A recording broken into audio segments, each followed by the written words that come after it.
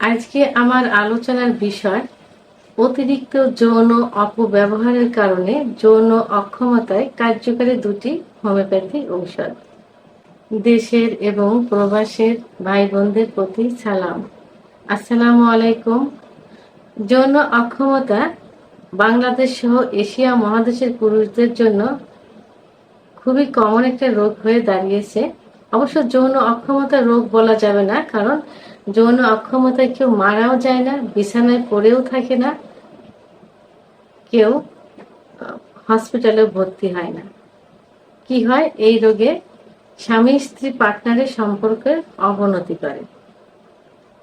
তো রোগীদের কমন একটা কথা থাকে যে, ম্যাডাম, অতীতে যৌবনের শুরুতে এত পরিমাণ যৌবনের অপচয় করেছি যে এখন পুরাপুরি যৌন অক্ষমতায় ভুগছি। এটা কাউকে বলতেও পারি না, বিশ্বাস তো কাউকে পায় না। তা আপনার ভিডিওগুলো দেখে ভাবলাম যে ম্যাডামের কাছে বলা যায়। তাই অনেক আস্থা নিয়ে আমার কাছে তারা বলে থাকেন। তো তাদের অভিযোগ যে যখন প্রথম তাদের যৌবন শুরু হয়েছে তখন তারা অতিরিক্ত হস্তমৈথুন করেছে, অতিরিক্ত বিছানায় ঘর্ষণ দিয়ে বীর্যপাত করেছে, সমকামিতা করেছে, স্বপ্নদোষ হয়েছে এবং অতিরিক্ত যৌন মিলনও করেছে, যে কারণে তাদের শুরুর থেকে শেষ, অর্থাৎ যৌন অক্ষমতায় ভুগতে ভুগতে এখন তারা একেবারে শেষ হয়ে গেছে। যৌবনে কিছু পুরুষের অভিযোগ থাকে যে আমাদের যখন একটু বয়স হয়েছে তখন আমরা ব্যবসার কাজেই হোক, চাকরির কাজেই হোক, পড়াশোনার কারণে হোক বাইরে থেকেছি, তখন অতিরিক্ত যৌন মিলন করেছি, বিভিন্ন যৌবনের তাড়নায় বিভিন্নভাবে যৌন অপকর্ম করেছি, যৌন অত্যাচার করেছি, বন্ধুরা একই হলে থেকেছি কি একসঙ্গে থেকেছি, সমকামিতা করেছি, আলাদা একা থাকার সূত্র ধরে অনেক মহিলাদের স্পর্শে গিয়েছি, স্পর্শ পেয়েছি, সেটা ব্যবহার করেছি। এভাবে আমাদের যৌবন একেবারে শেষ হয়ে গেছে। আমরা স্ত্রীকে, পার্টনারকে আর কিছুই দিতে পারছি না।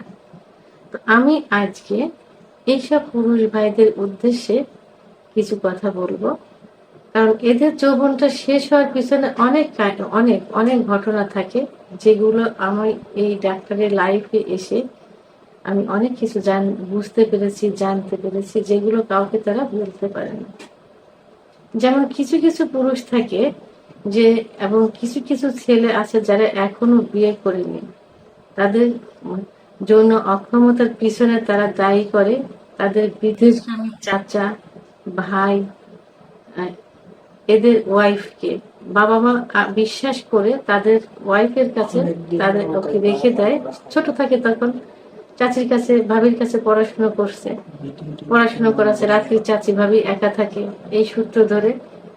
তো এখানে তাদের কি এমন ভাবে ব্যবহার করা হয় যে তারা পুরা শেষ হয়ে গেছে। এখন তারা বাবা মার কাছে বলতে পারছে না, তারা রিকোয়েস্ট করে যে ম্যাডাম এই বিষয়ে আপনারা একটা ভিডিও করেন, যাতে আমার মতো যে গার্জিয়ানরা, বাংলাদেশের সব গার্জিয়ানরা যেন সচেতন হয়, কারণ তারা যৌবনের অপব্যবহার শিকার। আবার যারা দেশের বাইরে যায়, তারা অনেকে জানে কিনা জানি না যে তারা যেখানে পার্সোনাল ভাবে যে বাসায় থাকে, হাউস কিপার বা হাউস ড্রাইভার যে যারাই থাকে, তারা কিন্তু অত্যন্ত ভাবে যৌন মিলনের মানে সম্মুখীন হয়। তারা তাদের যে মালিক থাকে, মালিকের ওয়াইফ, মালিকের মেয়ে, তাদের ইসে এমন ভাবে আবদ্ধ হয়ে যায় সেখানে তারা সরতে পারে না। দিনে রাত্রে তারা অধিকাংশ সময় যৌন মিলনে আবদ্ধ থাকে, এবং তারা তাদের বিভিন্নভাবে বিভিন্ন মেডিসিন, বিভিন্ন ইনজেকশন, বিভিন্ন খাবার খায়ে তাদেরকে অপব্যবহার করে যাচ্ছে। তো এই পুরুষ তারা সহ্য করতে পারে না, কিন্তু তাদের আর কিছুই থাকে না, তারা বাড়ি আসতে পারে না, নিজস্ব কোনো সত্তা থাকে না। তো এরা পুরাপুরি যৌন অক্ষমতায় ভুগছে। তো এই যে আমি যেটা এখন বলবো সেটা হলো যে যৌন অপব্যবহারের কারণে, অতিরিক্ত যৌন অপব্যবহারের কারণে যৌন অক্ষমতা। তো এইসব পুরুষের জন্য আজকে আমি দুইটা হোমিওপ্যাথি ওষুধের কথা বলবো, কিন্তু তার আগে আমি বলবো যারা এই যৌন অপব্যবহার করে আসছে তারা এই পথ থেকে সরে আসতে হবে। আমার এই ভিডিওটি যদি সবার কাছে এইভাবে পৌঁছায় তাহলে আমি তাদের উদ্দেশ্যে বলবো, গার্জিয়ানের উদ্দেশ্যে বলবো, অন্তত ভবিষ্যতের কথা চিন্তা করে, স্ত্রীর কথা চিন্তা করে, বাচ্চাদের কথা চিন্তা করে, ভবিষ্যৎ বংশধরদের কথা চিন্তা করে এই পথ থেকে দূরে সরে আসতে হবে। কারণ আপনার দেখে আপনার সংসারে অশান্তি হবে, সেটা বাচ্চাদের প্রভাব পড়বে, আপনার বাচ্চার উপরের প্রভাব পড়বে। তো সব দিক মিলিয়ে সুখী সুন্দর একটা জীবন যাপন করার জন্য আপনারা এই পথ থেকে ফিরে আসেন। গার্জিয়ানরা এই বিষয়ে আপনার বাচ্চাদের উপর একটু খেয়াল রাখেন, তাদেরকে সচেতন করেন। এরপরে আমি যে মেডিসিন দুটা বলবো সেটা হলো 1 number agnus cast. Agnus cast mother tincture. যারা অতিরিক্ত যৌন অপব্যবহার করছে, মাস্টারবেশন করছে বা হস্তমৈথুন করছে, বিছানায় ঘর্ষণ দিয়ে বীর্যপাত করছে, চোখ মুখ কোঠারগত হয়ে গেছে, দেখতে বৃদ্ধের মতো দেখা যায়, তাদের জন্য এই অ্যাগনাস কাস্ট মাদার টিংচার খুবই গুরুত্বপূর্ণ ভূমিকা পালন করে থাকে। ওষুধটি 10 ফোঁটা ঠান্ডা পানি সহ দিনে 3 বার সেবন করতে হবে, খাবার আধা ঘন্টা আগে অথবা আধা ঘন্টা পরে। ওষুধটি 1 থেকে 3 মাস পর্যন্ত সেবন করা যেতে পারে। 2 নাম্বার যে ওষুধটি বলবো সেটা হলো tribulus ট্রেস্টিস mother tincture. Tribulus ট্রেস্টিস mother tincture যৌন অক্ষমতার দ্রুত বীর্যপাত রোধে খুবই কার্যকরী একটা মেডিসিন।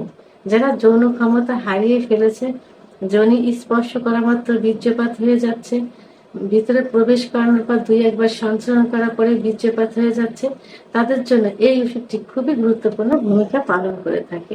ওষুধটি সর্বশেষ সময় বৃদ্ধি করতে সাহায্য করে থাকে। ওষুধটি 10 ফোঁটা ঠান্ডা পানি সহ দিনে 3 বার সেবন করতে হবে, খাবার আধা ঘন্টা আগে অথবা আধা ঘন্টা পরে। ওষুধটি 1 থেকে 3 মাস পর্যন্ত সেবন করা যেতে পারে। আর আপনারা যখন ওষুধ দুটো কিনবেন অবশ্যই জার্মানি ওষুধ কিনবেন, সিলগালা অবস্থায় কিনবেন, বিশ্বস্ত দোকান থেকে কিনবেন। কারণ হোমিওপ্যাথি ওষুধ দেখে চেনা যায় না যে এটা জার্মানি না দেশি। আর আমি আগেও বলেছি, এখনো বলছি, আবারও বলবো যে আপনারা যে ডাক্তারের চিকিৎসা নেবেন সেই ডাক্তার থেকে ওষুধ নেওয়ার চেষ্টা করবেন। কারণ ডাক্তার সর্বোচ্চ ভালো ওষুধ দিয়ে আপনাকে সুস্থ করার চেষ্টা করবেন, ডাক্তারের সম্মান বাড়ানোর জন্য হলেও। তো আমার ভিডিওটি সম্পর্কে যদি কোনো মতামত থেকে থাকে অবশ্যই কমেন্টসের মাধ্যমে জানাবেন। আর ভিডিওটি ভালো লাগলে লাইক, কমেন্ট, সাবস্ক্রাইব করে আমার সঙ্গে থাকুন। আল্লাহ হাফেজ।